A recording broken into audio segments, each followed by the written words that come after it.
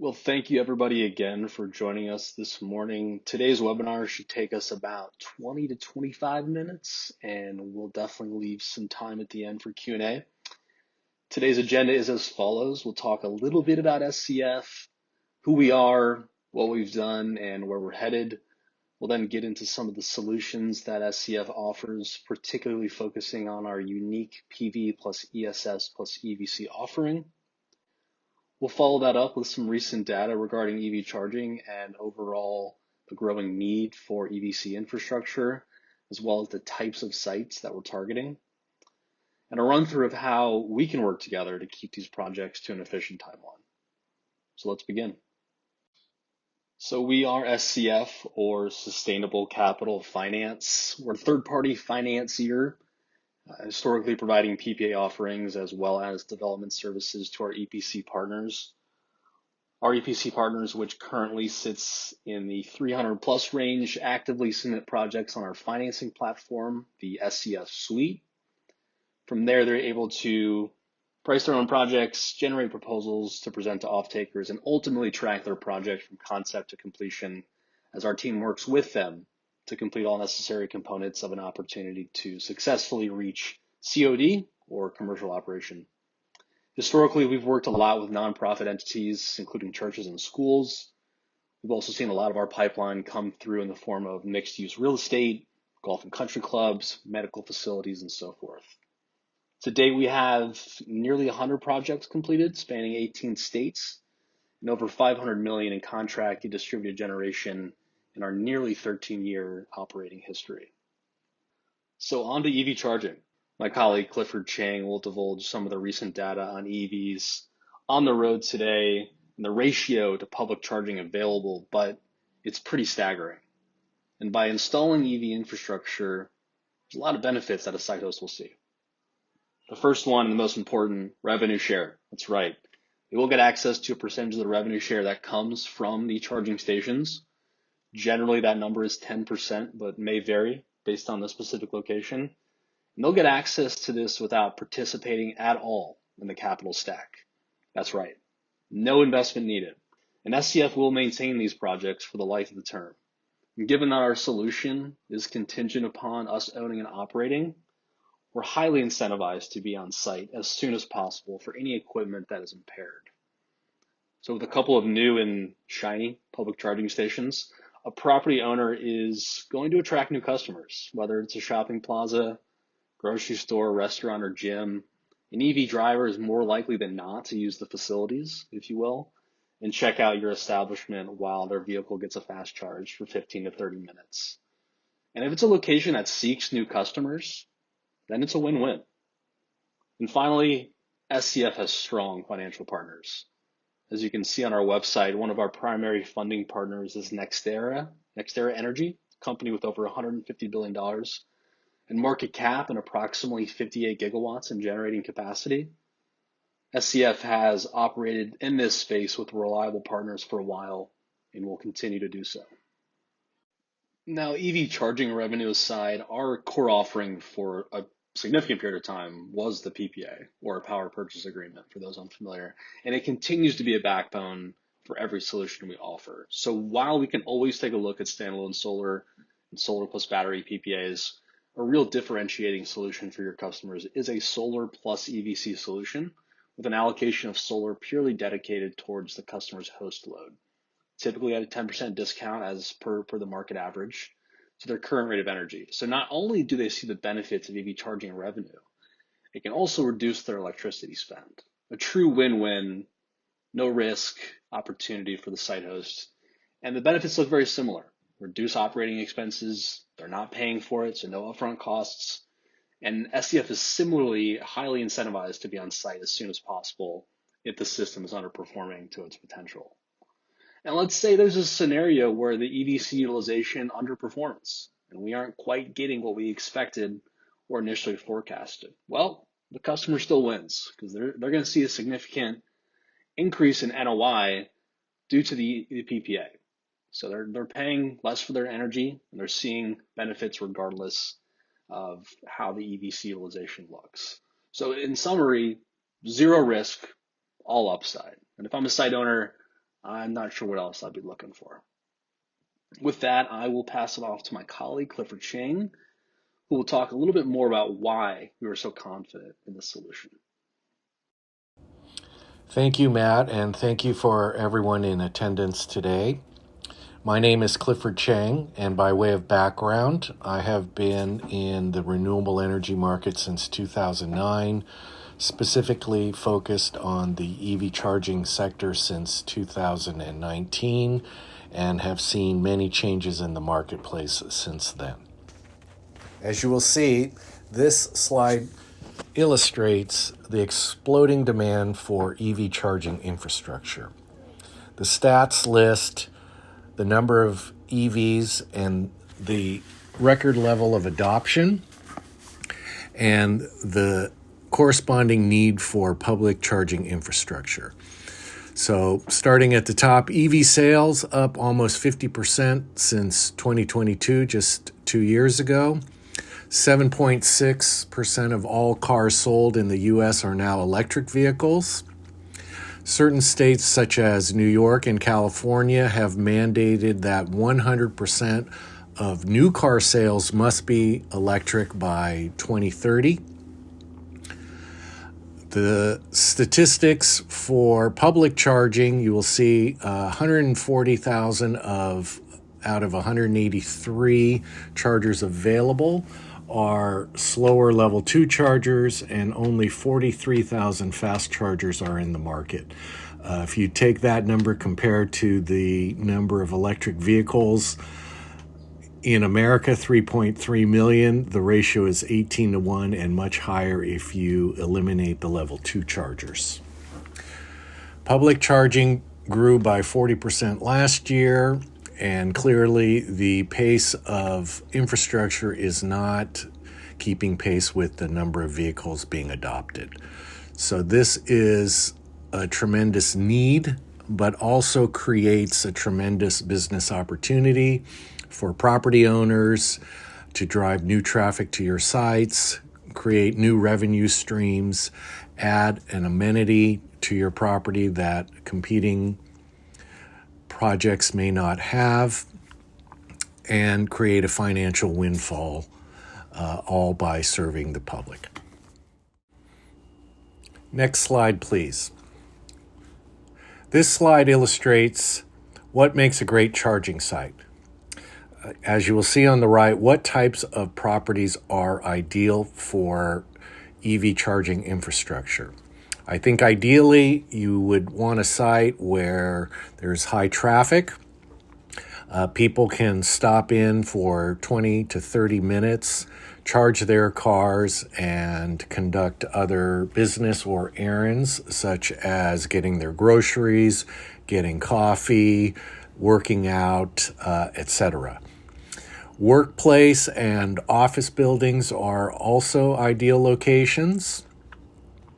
People come to work, charge their cars while they're at work, and have a full charge ready to go, especially for those who commute long distances to work. This is an ideal situation so they don't have to stop somewhere along the way, on the way home or on the way to work. Shopping centers, again, are ideal locations. Multifamily buildings where the tenants may not have the opportunity to plug in at home as someone would in a single family are also ideal locations.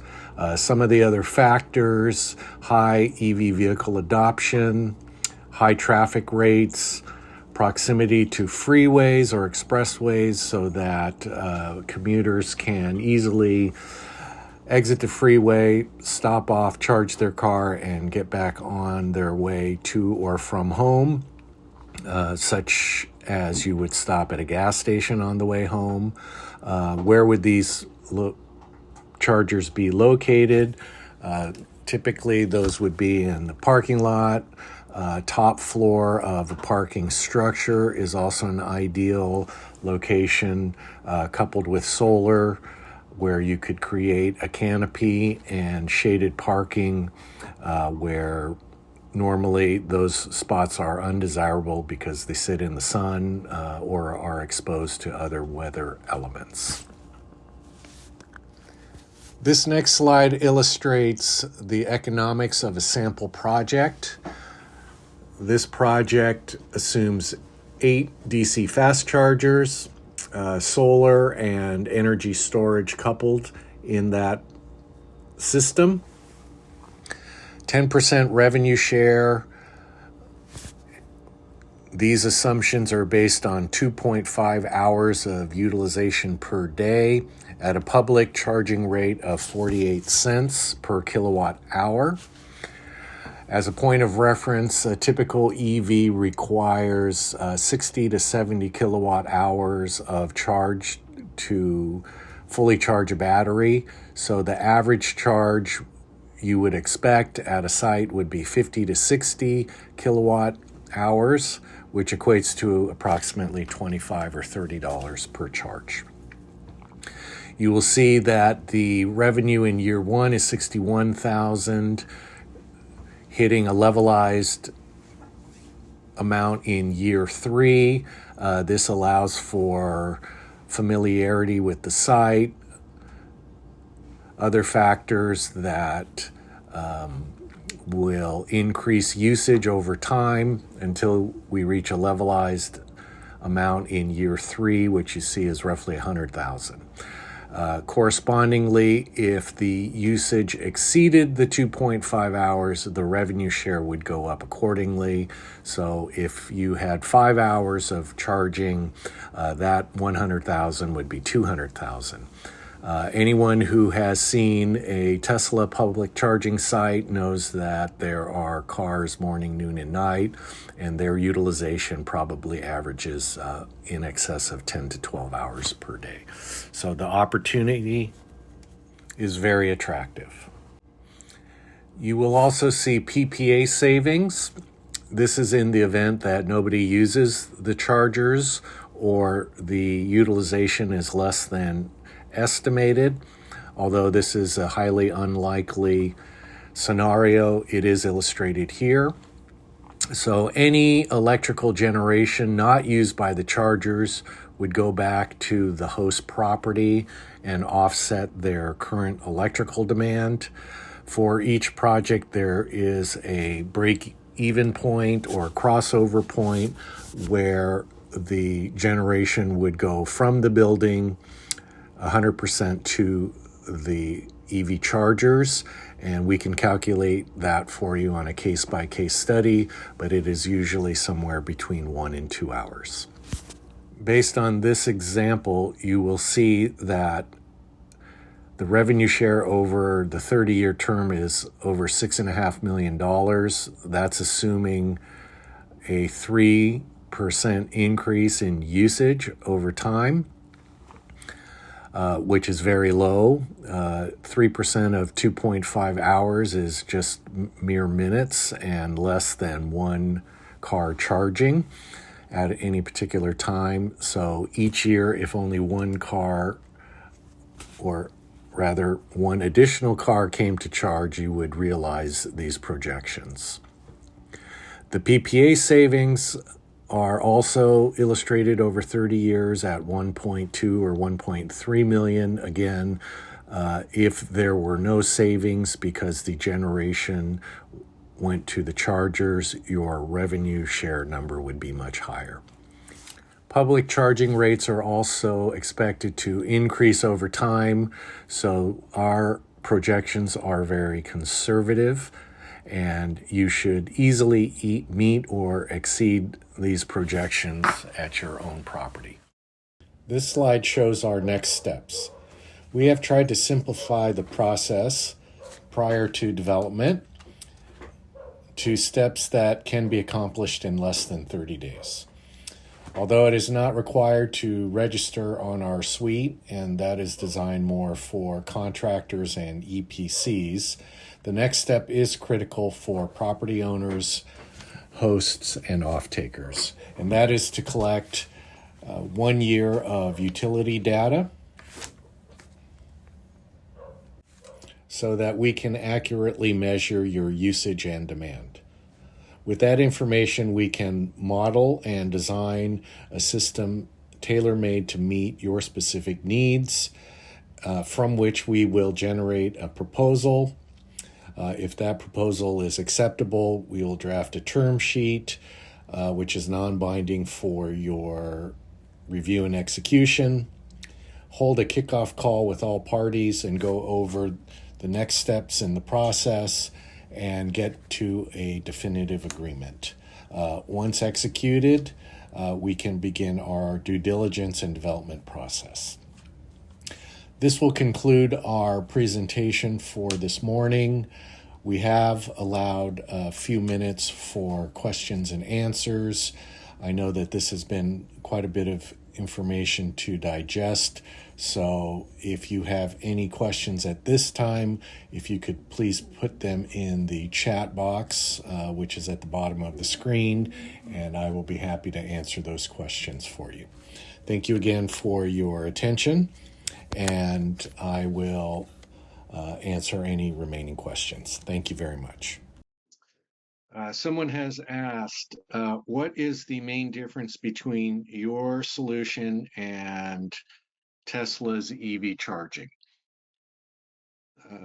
The main difference is what the property owner will receive in terms of remuneration, as well as the incorporation of renewable components and the potential savings created by solar to offset your building demand.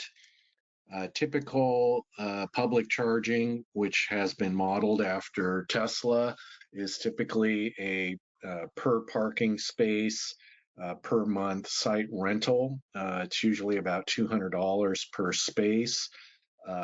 Those come without the benefit of any escalation year over year and are typically only 5-year terms.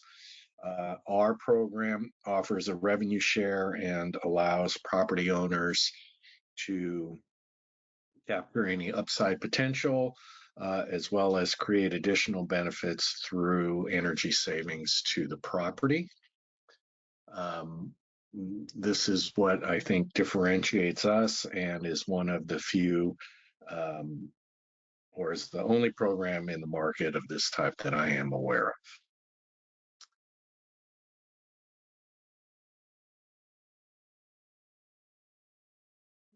The next question is, do EV or solar projects outside of California work with this solution? We have started in California, typically because of high electric rates and high EV adoption. We are open to projects in other states and will analyze those on a case-by-case basis, but we encourage you to submit those projects and we can do our analysis and let you know if those are viable.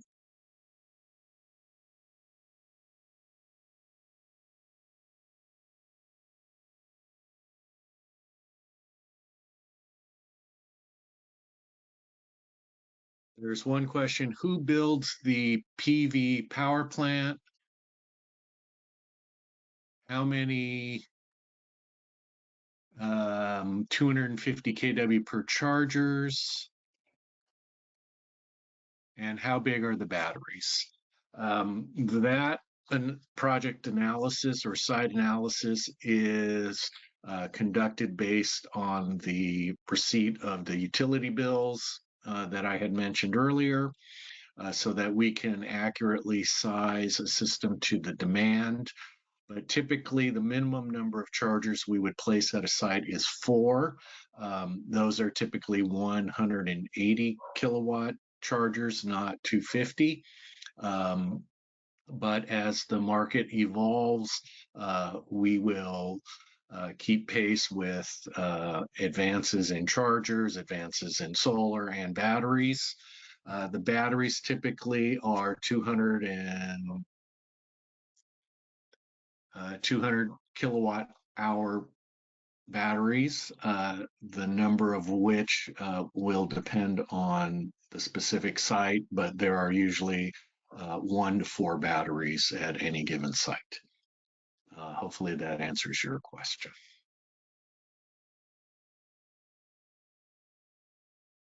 I think we have time for one more. There's a question. What is the average start to finish time frame for your projects? We aim for 9 to 12 months in the best case scenario. Many of the factors in the development process, however, are out of our control. Those are city approvals, utility interconnection issues. They are they vary from city to city and utility to utility. So that varies, but that is the time frame that we shoot for. In Southern California, for example, Edison has been a bit slower, so that process is probably delayed by 60 to 90 days. But we try our best to keep the process moving along, and the components that are in our control are effectively managed. The last question is, when will you send this webinar to us? The webinar will be available at the conclusion. I believe an email will be sent out, or it will be available on our website. Thank you again for your attention and attendance today. And if there are no other questions, then we will end our session for this morning. Thank you again.